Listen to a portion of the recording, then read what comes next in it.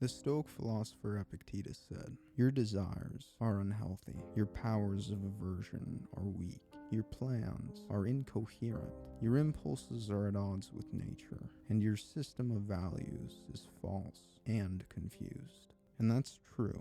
But how do the Stoics propose I fix it? That is the question we will set out to answer in this video. Seneca wrote, "Shall I tell you what philosophy holds out to humanity? Counsel. You're called to help the unhappy. You're pledged to bring succor to the shipwrecked, to those in captivity, to the sick, the needy, and men who are just placing their heads beneath the executioner's uplifted axe. Lives that have been ruined, lives that are on their way to ruin, are appealing for some help." In this video, we will set out on an intellectual journey looking for helpful ideas. What was that life-changing counsel they claimed to possess? An expedition into the philosophy and advice of the Roman Stoic philosophers Seneca, Epictetus, and Marcus Aurelius. Hopefully, by the end, you will leave more capable of enduring shipwrecks than you were before. Stoicism as a philosophy predated the philosophers we are going to talk about in this video. Early Stoicism was a holistic philosophy that emerged in ancient Athens, covering nearly every domain of philosophical thought: physics, metaphysics, ontology, epistemology, logic, etc. But when Stoicism later spread to ancient Rome, there was a distinct shift in focus. The Roman Stoics mostly just cared about what they considered to be the practical side of philosophy. Epictetus didn't care about discussing physics. That was nerdy Greek stuff.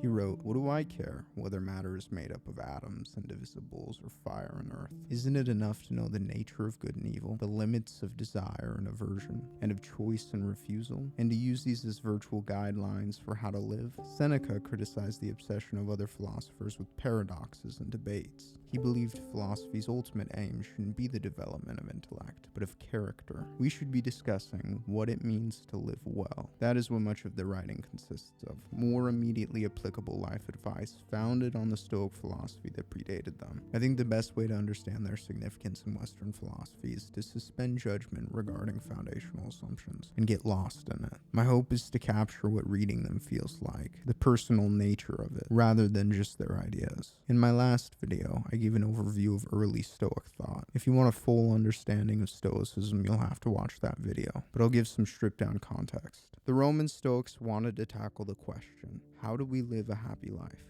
They believed happiness results from living a virtuous life. They believed in God. They were pantheists, meaning they believed the universe was God. His divine reason or intelligence was the animating force that governs and shapes everything and all that it is. The Stoics believed a virtuous and thus happy life is a life in accordance with God or nature, those being one and the same. They gave the analogy of a dog being tied to a cart. The cart is nature. We are the dog. The cart is both the nature of the human mind and the nature of reality beyond. We have two choices. We can either walk along with the cart, go along with nature, or we can struggle against it and be dragged anyway. That means something to the effect of going with the flow of external circumstances. And they believed there was a nature to the human mind. There are certain things that will make us happy by nature. Zeno laid out 4 cardinal virtues to aspire towards: wisdom, temperance, justice, and courage. Embodying these virtues would lead to a happy life. These were grounded in their idea of what human nature was. For example, they believed we were social creatures by nature, like so many other social animals, and that we have the capacity to share in other humans' joy and pain. So we should master navigating social relations in the ideal way. They were humanists.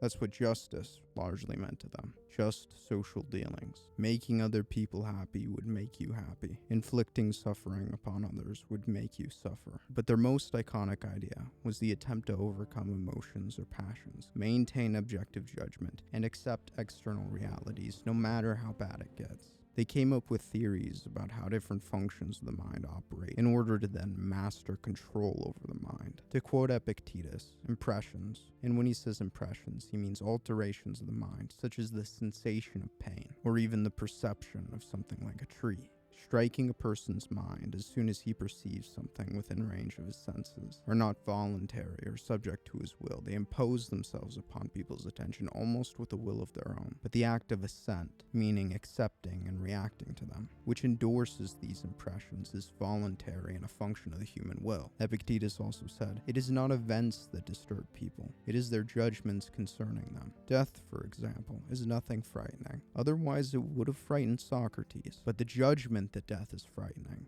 Now that is something to be afraid of. They wanted to strip emotions from their judgments of external occurrences in reality. They laid out 4 emotions: pain, pleasure, fear, and desire. You have the choice to assent to any of them. So imagine you see a wolf. An immediate thought hits your brain. That wolf is terrifying. At that moment, the Stoics believe you are faced with a choice. Do you want to assent to that idea? Do you want to accept the idea that that wolf is terrifying? In other words, do you want to assent to fear? The Stoics would say, if you assent to fear, does it help the situation? No. They would say, just focus on what is in your control. You control your thoughts, your judgments, your focus, and your actions. Do not let your life be controlled by fear, pain, or even pleasure and desire insofar as they would lead to vice and unhappiness. Suppose you got into a shipwreck. You wash up on shore. You stand up there, alone on the beach, in desolation and solitude. Everything you had is gone. What is the best thing to do in that situation? Should you assent to the pain of the moment and break down and begin weeping and screaming? Should you lay there paralyzed, overwhelmed by the fear of what's to come next? In the end, does that help the situation? Does that make you happier? Does that benefit you in any way? If not, why assent to any of that? In a sense, it's completely irrational. What is rational? Accepting what has happened, getting back up again, and continuing in your quest to achieve happiness. The idealistic aims of Zeno. But when you first hear these ideas and you attempt to put it into practice, what does it look like? Imagine you're in Hades, the underworld, with your Pythagorean friend, Claudius, when suddenly a shadowy, hellish monster arrives. Terror erupts inside you. You try to stifle it. You tell yourself, just do what Zeno taught you. Refuse to consciously affirm to yourself that you're afraid. Refuse to accept that idea and judge this moment as terrifying. You do it in your mind, but it doesn't make the feeling of fear go away. You panic a little more. Despite this, you try to force yourself to act selflessly and courageously. You turn to Claudius and you say, "Run, Claudius, all distracted so that you can escape." Claudius says, "Okay." And then he sprints directly at the demonic entity. It kills him immediately and in a horrifically gruesome manner. You get overwhelmed, and you flee in the opposite direction in horror. As you run, you begin to feel the emotional pain as well as the panic. Choose not to be harmed. You try not to assent to it, but tears well up in your eyes anyway as it begins to rain. You tell yourself, I should have been more specific. It just doesn't work. This is where the Roman Stoics come in. The Greeks established these lofty ideals built upon a developed holistic philosophical foundation. Then the Roman Stoics stepped up with their characteristic practicality to explain how to actually make them achievable.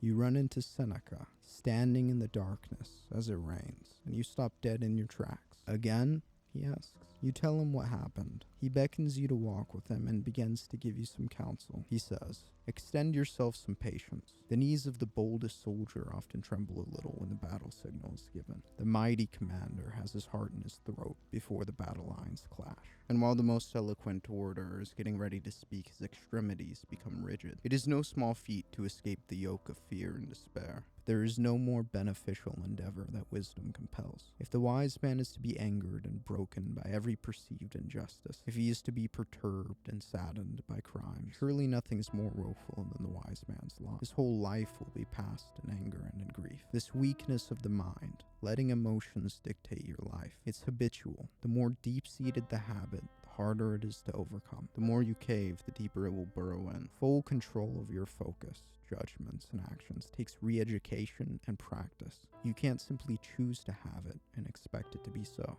You learn that it's more advantageous to be led by reason and clear judgment than by emotions. Now you must refine your mind, retrain it to control it. I have found that the most helpful practice, the best corrective of anger and despair, lies in delay. Try to delay your despair rather than repressing it as an exercise. You lost someone.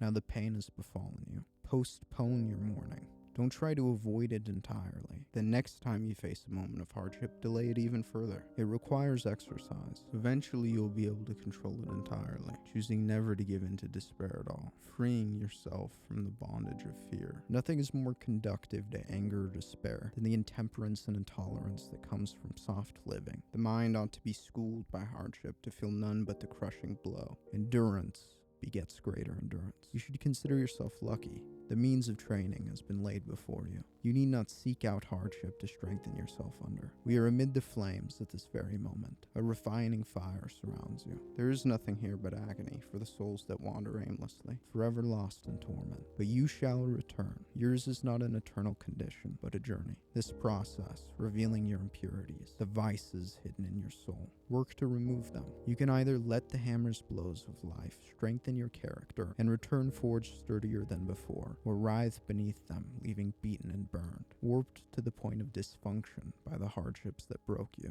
You are in pain. You are afraid. Let that change you rather than break you. But pause.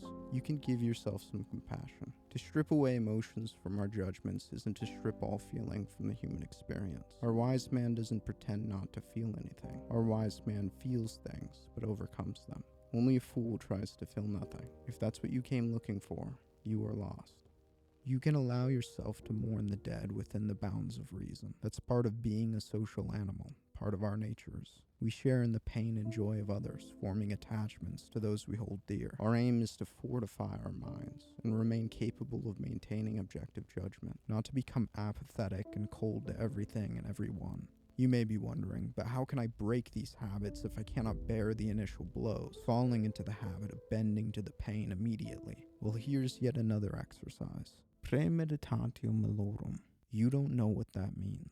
It's Latin for the premeditation of evils. Seneca continues, shapes frightening to the sight, hardship and death, are not so at all if one can break through the surrounding darkness and look directly at them. It remains true that if you don't judge this moment as tragic, it won't be. But that task seems impossible in the moment where crisis occurs, if you did not prepare yourself mentally in advance. We need to envisage every possibility, and to strengthen our spirit to deal with these things which may conceivably come about. Rehearse them in your mind. Exile, torture, war, shipwreck, loss, everything that could possibly happen. Take time to dwell on those possibilities at times, then come to terms with them before anything even happens, rather than struggling to the moment something does. Everyone faces up more bravely to the thing for which he has long prepared himself. Sufferings, even, being withstood if they have been trained for in advance. Those who are unprepared, on the other hand, are panic-stricken by the most insignificant happenings. We must see to it that nothing takes us by surprise, and since it is invariable in familiarity that makes a thing more formidable than it really is, this habit of continual reflection will ensure that no form of adversity finds you a complete beginner. You strove to control your ascent, but found yourself caught unprepared by a sudden blow. Your untrained implementation a futile effort. Prepare for the next one. Before the voyage even takes place, envisage the storm and the shipwreck and ruminate on how you would like to respond. But don't misunderstand this practice and worsen your condition. Wild animals run from the dangers they actually see, and once they have escaped them, worry no more. We, however, are tormented alike by what is past and what is to come. A number of our blessings do us harm, for memory brings back the agony of fear, while foresight brings it on prematurely. No one confines his unhappiness to the present. Without cautionary restraint, we can find ourselves swept away by suffering and imagination, adrift in turmoil, rather than hardened to it. Retain mental control. Let the recognition of the worst potentiality restrain your expectations and desires. Fear and desire are like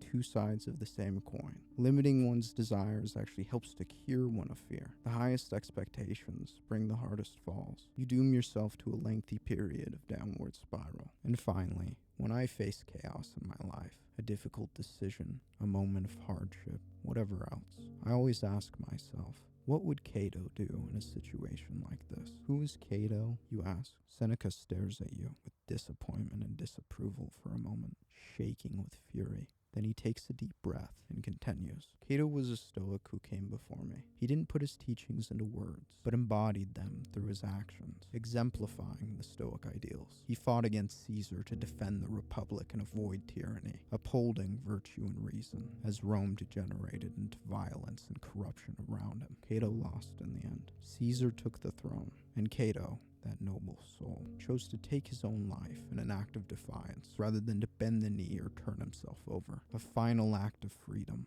As an act of protest, senators would walk out of the Senate as a sign of disapproval and defiance of the decisions or the proclamations inside. Cato walked out of life itself. But death is not always defeat. Cato still stands, towering above the rest, as a standard I use to measure my character against. Choose yourself a Cato. Choose someone whose way of life, as well as words, and whose very face, as mirroring the character that lies behind it, have won your approval. Be always pointing him out to yourself, either as your guardian or as your model. There is a need, in my view, for someone as a standard against which our characters can measure themselves. Without a ruler to do it against, you won't make crooked straight. Choose yourself a Cato. Make yourself straight.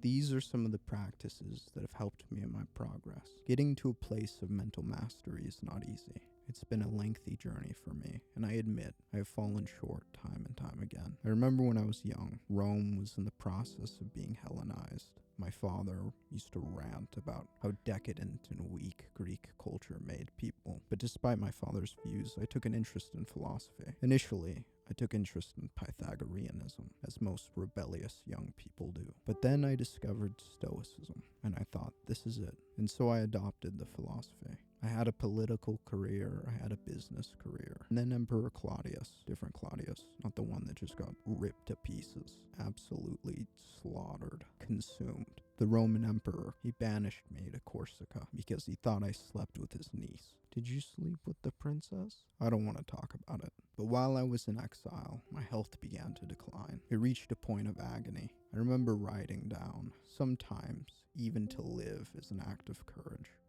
Despite the agony of that process, that's what helped me develop the most. I spent my days writing letters to friends and other people, giving them counsel, advice, all grounded in the Stoic philosophy. None of it was ever coming from a place of complete expertise. Every bit of counsel I gave was also for myself. Eventually, I was recalled to Rome to tutor the young Nero, the new emperor. I became his most trusted advisor, a major player in the Roman political sphere. I stuck by Nero's side as he had an intense power struggle with his mother, and he died. Ultimately, Nero ended up sleeping with her and then killing her. Roman politics were like that, and I participated. I became fabulously wealthy. People criticized me.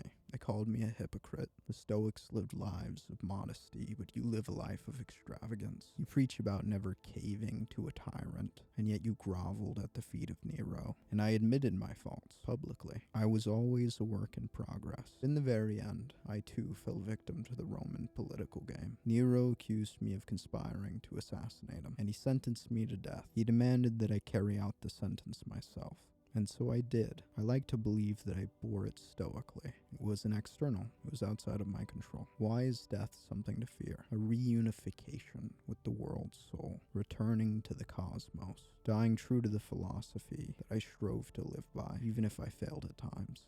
I like to think that rather than my life being an example of hypocrisy, it is the perfect example that it takes time, that it takes periods of pain, that you will fall short. But the attempt, the journey to achieve these ideals is invaluable. You and Seneca talk a little bit more, and then you thank him, and he sends you on your way.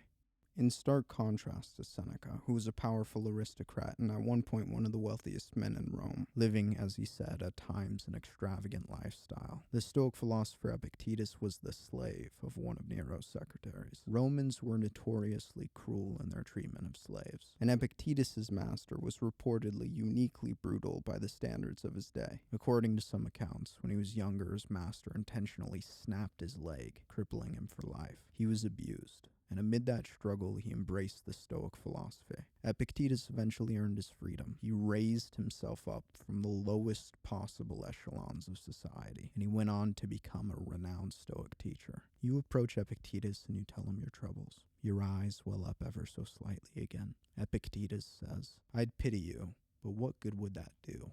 Better I should light a fire beneath you and push you to find some heart. It's better I tell you, seize control of your mind. The way you're thinking about your challenges is not ideal. Start reframing these hurdles as you face them. God gave you the power to control your judgments and the faculty of reason for a purpose. So why not make good use of them? To do otherwise would be to scorn the gifts you've been given. Why choose to judge yourself as the victim of every hardship and treat every hurdle as if it's a tragedy? What good does that do? Choose to look at these moments as opportunities to become something greater than you presently are. Wield the power you've been given. You will forever be a victim of life's challenges if you judge yourself so, doomed always to suffer the burdens of fate, like a beaten animal bearing a heavier weight than it has the strength to carry. Only you can free yourself from such a condition. You weren't cast into existence unarmed. There is power within you to face whatever fortune was upon you, and when she does, those are the moments to become someone capable of escaping such self-induced misery. That's a pitiful fate to choose. What would have become of Hercules, do you think, if there had been no lion, hydra, stag, or boar, and no savage criminals to rid the world of? What would he have done in the absence of such challenges? Obviously, he would have just rolled back over and gone back to sleep. So by snoring his life away in luxury and comfort, he never would have developed into the mighty Hercules. The true man is revealed in difficult times. So when trouble comes, think of yourself as a wrestler with whom God, like a trainer, is paired with a tough young buck. For what purpose? To turn you into Olympic-class material. But this is going to take some sweat to accomplish. You have inner strengths that enable you to bear up with difficulties of every kind. You have been given fortitude, courage, and patience. Use them. You are equipped. Come and appreciate the resources you have, and when it is done, say, "Bring on whatever difficulties you like, Zeus. I have resources and a constitution that you gave me, by means of which I can do myself credit whatever happens." But no, there you sit, worrying that certain events might happen, already upset, and in a state about your present circumstances. So then you reproach the gods. I didn't even do that. You thought it. What else can come from such weakness except impiety? You sit crying and complaining, blind to your benefactor, and unable to acknowledge his existence. Others assailing God with complaints and accusations from sheer meanness of spirit. I am prepared to show you that you have the resources and character, naturally strong and resilient. Show me in return what grounds you have for being peevish and malcontent. How can you associate yourself with Socrates, who lived and died as he did, or with Diogenes? You cannot imagine either of them reduced to tears or tantrums because they weren't going to see this man or that woman. You're not yet Socrates, but you can still live as if you want to be him. I can? You ask. Yes. But it takes practice, as Seneca said. You cannot hope to make progress in areas where you have made no application. No bull reaches maturity in an instant, nor do men become heroes overnight. We must endure a winter training, and can't be dashing into situations for which we aren't yet prepared. For what purpose did nature arm us with reason? To make correct use of impressions. Don't let the force of an impression, when it first hits you, knock you off your feet. Just say to it, "Hold on a moment. Let me see who you are and what you represent. Let me put you to the test. Is this an objective judgment of reality that will aid me in my pursuit of virtue and happiness? If not, then refuse assent. If an impression would compel you towards vice, oppose it with some good and honorable thought. If you feel spiteful towards your circumstances, ponder on what is good, all the gifts and abilities you have. Suppress the first impulse to be angry. Then begin to count the days on which you don't get mad. I used to be angry every day, then only every other day, then every third. The vice begins to weaken from day one until it's wiped out altogether. Caving to passions is no different than caving to any of the vices they compel. Caving to pain and accepting defeat is no different than caving to pleasure and greed. If you are seized by greed on some occasion, reason can be invoked to alert you to the danger, and then the passion will abate and the mind will be restored to its former balance. But if you don't bring anything by way of relief, the mind will not return to normal. When it's inflamed by an impression, it will yield to passion more quickly the next time. Keep it up and the mind grows inured to vice. Eventually, the love of money is entrenched. Same with conceding to pain and breaking down every time you suffer. Start exercising the power you've been given now. The sooner in life, the better. I want you to prepare yourself, not just for suffering, but for death, torture, exile, flogging, and the loss of everything not belonging to you, including people. You will be a slave among slaves otherwise. It might help to take a moment to recognize you don't actually want a life of decadence and comfort. Consider how we apply the idea of freedom to animals. There are tame lions people cage, raise, feed, and take with them wherever they go. Yet who would call such a lion free? The easier its life, the more slavish it is. No lion endowed with reason and discretion would choose to be one of these pet specimens. If you shield yourself from the suffering of the world, that is what you become. Break all of these mental shackles. Cast out of your mind sorrow, fear, envy, spite, greed, petulance. Wait, why did you say that one twice? You ask. And overindulgence. Getting rid of these two requires looking to God for help, trusting Him alone, and submitting to His direction. Then if you're not willing to do this, all tears and agitation, you will serve someone physically more powerful than you, and continue to look outside yourself for happiness, fated to never find it. And that's because you are looking for it in the wrong place, forgetting to look where it really lies. Get control over what is internal. Start now. I say all of this not as harsh criticism, but because I want you to live up to your potential, to be who you were destined to be. Become Hercules, or Socrates. Both even. Socrates. Okay, I'll try to become Socrates, you say. Good. That is what this will make of you. The mighty Socrates.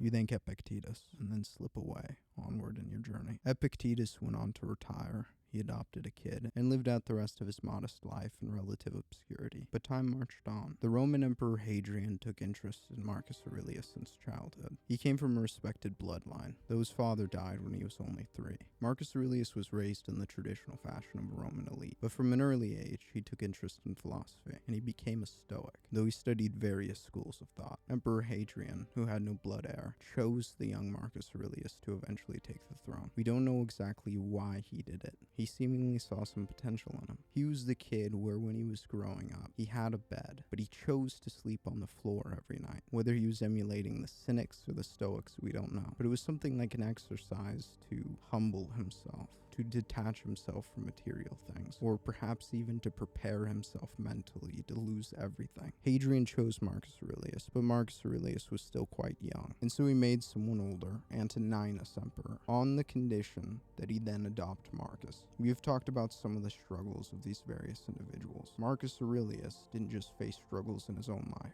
He was responsible for an entire empire in the midst of struggle, facing various existential threats. Rome faced the threat of invasion by the Germanic people. They fought a long and brutal war. Then the Parthian Empire invaded on another front. To make matters worse, a devastating plague swept through his lands, killing between 5 and 10 million people. He faced a major internal revolt. Marcus Aurelius faced challenge after challenge. He took to writing and reformulating Stoic precepts in his personal journal for his own sake. Marcus Aurelius saw men get butchered on the frontier, and he took to writing, using scenes of severed heads and limbs for analogy. He saw bodies pile up on the streets killed by plague and wrote some more. Threat of civil war, still writing. A bunch of his children died.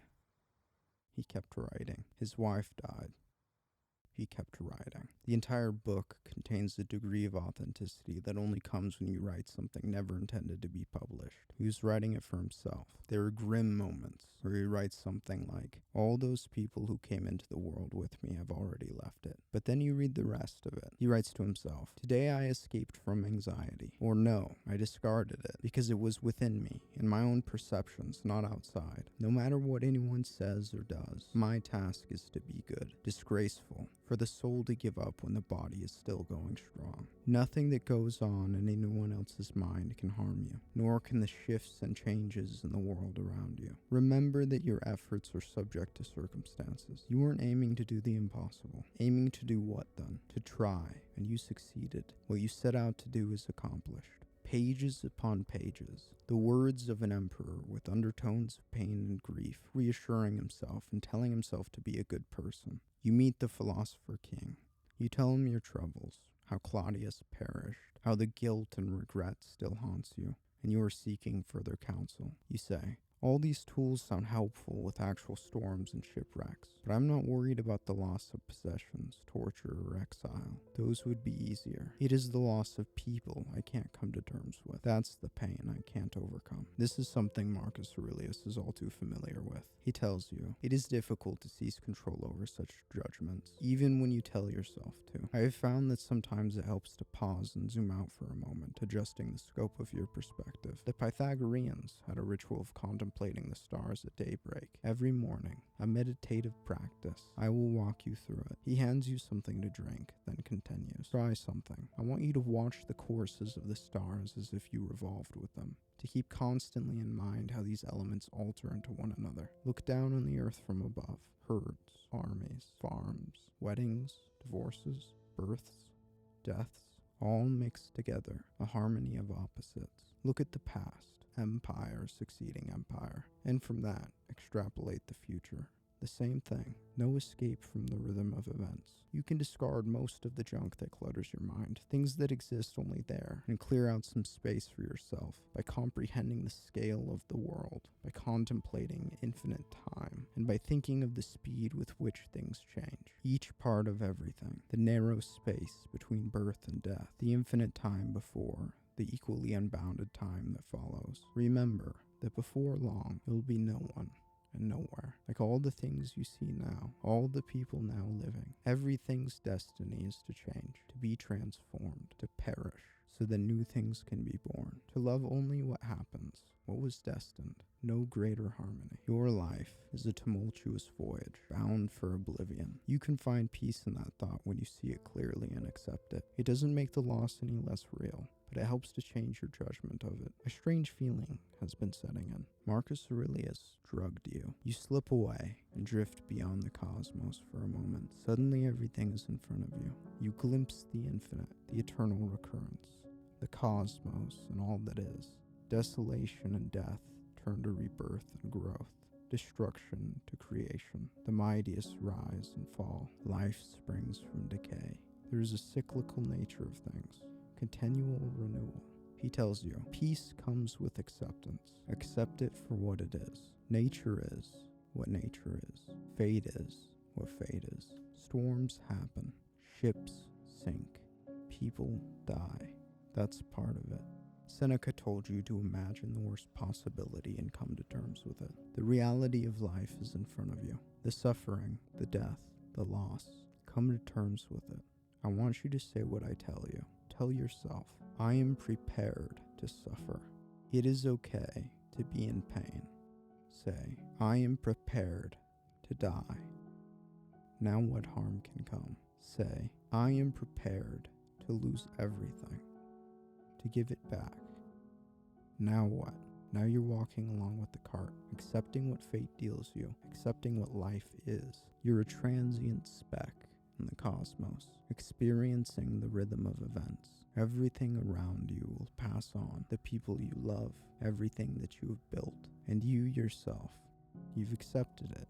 Pass then through this little space of time, conformably to nature, and end thy journey in content, just as an olive falls off when it is ripe, blessing nature who produced it, and thanking the tree on which it grew. Just that you do the right thing. The rest doesn't matter. Cold or warm, tired or well rested, despised or honored, dying or busy with other assignments, because dying too is one of our assignments in life. And then you might see what the life of a good man is like.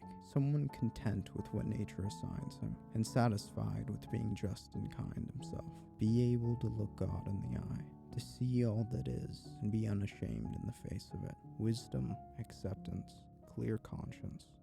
That's all you need. Marcus Aurelius says, Momento Mori. You get scared for a moment that he just cast a spell on you and that he's secretly a wizard. But it's just Latin again. This time, for remember that you have to die. This is the mental tool of pondering on death. The value of pondering on death is twofold: to accept it and to change your perspective. One is applicable to how you die, and the other to how you live. Marcus Aurelius continues, do you want to know what my final meditation was? The final message I wrote to myself. I wrote, you've lived as a citizen in a great city. 5 years or 100, what's the difference? The laws make no distinction. And to be sent away from it, not by a tyrant or a dishonest judge, but by nature, who first invited you in. Why is that so terrible? Like the impresario, ringing down the curtain on an actor. But I've only gotten through 3 acts. Yes, this will be a drama in 3 acts. The length is fixed by the power that directed your creation, and now directs your dissolution. Neither was yours to determine, so make your exit with grace, the same grace shown to you. Death is a part of life. That is acceptance. You should also ponder on death to change how you live. Keep in mind how fast things pass by and are gone, those that are now and those to come. Existence flows past us like a river. The what is in constant flux. The why has 1,000 variations. Nothing is stable, not even what is right here. The infinity of past and future gapes before us, a chasm whose depths we cannot see. You could leave life right now. Let that determine what you do and say and think. Epictetus wrote, "Keep the prospect of death, exile, and all such apparent tragedies before you every day, especially death, and you will never have an abject thought or desire anything to excess. It's trivial with the proper scope of things. This will help you control how you judge your life and the actions you take. Imagine you're on your deathbed from time to time and reflect on the life you lived. How have you behaved to the gods, to your parents, to your siblings, to your wife, to your children? Consider all that you've gone through, all that you've survived, and that the story of your life is done, your assignment's complete. How many good things have you seen? How much pain and pleasure have you resisted? How many honors have you declined? How many unkind people have you been kind to? Take some time every once in a while to think of yourself as dead. You've lived your life. Now take what is left and live it properly. Live a life you will be content with in the end. You have to live well to die well.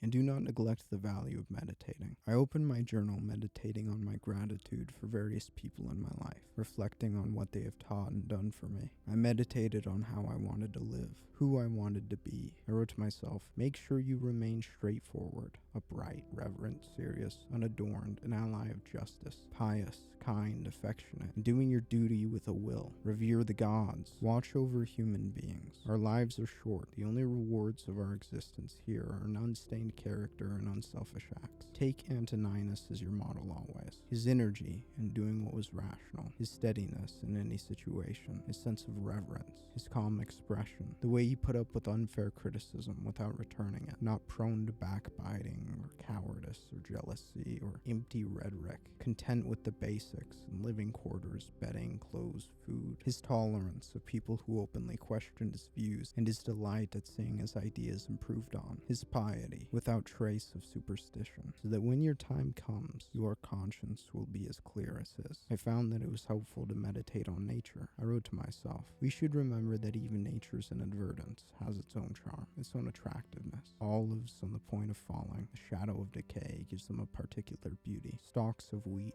bending under their own weight, the furrowed brow of a lion, flecks of foam on the boar's mouth, and other things. If you look at them in isolation, there's nothing beautiful about them, and yet by supplementing nature, they enrich it and draw us in. And anyone with a feeling for nature, a deeper sensitivity, will find it all gives pleasure. Even what seems inadvertent, he'll look calmly at the distinct beauty of old age in men, women, and the loveliness of children, and other things like that will call out to him constantly, things unnoticed by others, things seen only by those at home with nature and its works. Focus is an internal. On occasion, direct it away from what you are suffering from and force yourself to consider what you're grateful for. In nature and in people, ponder on it, meditate on it. You won't have to force any judgments. Just let it occupy your mind. It's a small thing to ask of yourself. The rest will follow. I will say it again. You should strive to be capable of looking God in the eye, to see clearly the nature of the macrocosm you mirror, to comprehend the beauty of the cosmos you inhabit, and face your reflection. If you do not live your life as you should, you won't be able to bear the side of either. But when you can, peace will come. Then you will find the willingness to accept and conform to it, the will to exist in it, the ability to give back everything it has given you. There lies immunity to every difficulty fortune heaps upon you. So long as you can gaze upon it with a clear conscience, you cannot be harmed. You will live and die well. Wisdom, acceptance, clear conscience. You've been given a collection of tools. They are worthless unless you use them. Control your thoughts, control your judgments, control your focus, and control your actions. Try to take actions that benefit your life, and don't let a broken focus lead you astray. You can't wander aimlessly forever. Marcus Aurelius eventually died of disease. Many speculate the same plague that killed so many others. After him, Rome began its descent, which spiraled into its eventual collapse. Rome, like so many empires before it fell. Today, Marcus Aurelius is coined the last of the 5 good emperors, by some even, the greatest leader of all time. So we've been left with a collection of mental tools for mental mastery. I see value in understanding the underlying structure or nature of these tools, beyond their personal variations. All 3 Stoics talked about practice. Seneca had the idea of delay. He also did some little things that might seem insignificant. For example, he exclusively took cold baths because it's uncomfortable, and a greater degree of mental control results from forcing yourself to do uncomfortable things, like Marcus Aurelius sleeping on the floor, and exercise. You can contrive your own ways of practicing. When it comes to reminding yourself of an ideal in the form of a Cato, perhaps you could opt to describing the ideal version of yourself you wish to achieve, and reminding yourself of that mental picture again and again. You could come up with new forms of meditation. You could contrive your own variation of narrative reframing. So we're going to try it. I'll call this a narrative reframing, stringing together some of these ideas. You hear the narrator's voice, which induces a mild existential crisis. He says, I want you to reframe your life by not looking at yourself as an entity within a world, but as a character you are writing about. You are writing your life story as you live it out. Every action you take is the construction of a new sentence. You don't control every detail, but you can do a lot to decide the setting, to decide the plot, to decide the other characters involved, and above all, to decide and define your own. And the story you write matters. That is what your life is. Imagine yourself at death's door in a distant future. A book is presented before you, the story of your life. You begin reading. What if you were the person without a struggle? You sit there, flipping through pages filled with accounts of a life of ease and comfort. Everything pre-planned and executed to perfection. Nothing unexpected happened. There was no chaos, no storms, no shipwrecks, none of the character growth that can occur with such events. There were no risks taken, great feats, or the failures that make them. There were no crushing lows that give the highs significance. A sinking feeling sets in. What kind of story is this? What is the point of flipping through these pages? What is a story without hardship? This is an empty story, hardly worth reading. And if this is not a story worth reading, why was it a story worth writing? When you need to, you can zoom out for a frozen moment in time and look down at yourself like a character you're writing about, creating that cognitive distance. The pain of this character is not my pain. Then you can tell yourself, this hurts when I'm not detached from it. But a story where nothing happens is hardly a story at all. This is an all-time low. A Zeno moment. The pages I'm allotted are limited. Now is the moment I have to ask myself, how do I want to spend them? What do I want my story to be? What do I want my character to be? I am the author. Do I want to have to struggle for my highs, fight for my success, or have it given to me, depriving me of the story? Construct the necessary sentences with every action you take to ensure you leave with no regrets. You can remind yourself, you are on a voyage to oblivion. You can either be a passive passenger, skulking in misery along the way, or you can step up and try to make the journey something of note. You die in the end, and you'll have plenty of time to be dead, so try to do something interesting before it happens, for yourself. One of the things I like about Stoicism the most is that the school of thought is not rigid. The philosophy of Plato is Platonism. The philosophy of Pythagoras is Pythagoreanism. But the philosophy of Stoicism is not Zenoism. I believe there is a Stoic principle inherent in their conduct. Zeno engaged in discourse with and studied at the feet of many of the philosophical schools of his day, but he didn't become a dogmatic adherent of any of them. He developed his own philosophy, taking components from the philosophies of others. Chrysippus, the second founder of Stoicism, didn't adopt Zeno's philosophy as a dogma. He developed upon it and formalized it to the point where he was just as pivotal as Zeno in contriving it. Seneca didn't just study Stoicism, he developed upon it. Epictetus didn't just teach, he added his thoughts. Marcus Aurelius wasn't even writing for an audience, he was writing it for himself, and yet he too developed the philosophy further in his own way. Seneca wrote in a letter in response to a friend, Zeno said this, and what have you said? Cleanthes said that. What have you said? How much longer are you going to serve under others' orders? Assume authority yourself, and under something that may be handed down to posterity. Produce something from your own resources. This is why I look on people like this as a spiritless lot. The people who are forever acting as interpreters and never as creators, always lurking in someone else's shadow. How much longer are you going to be a pupil? From now on, do some teaching as well. Besides, a man who follows someone else not only doesn't find anything, he's not even looking.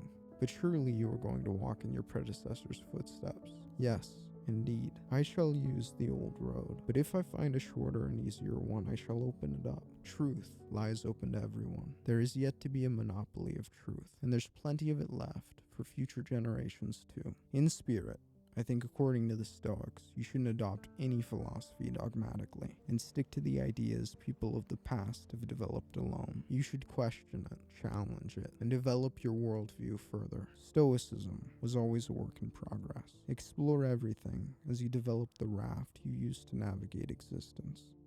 Good luck with whatever shipwrecks you are dealing with.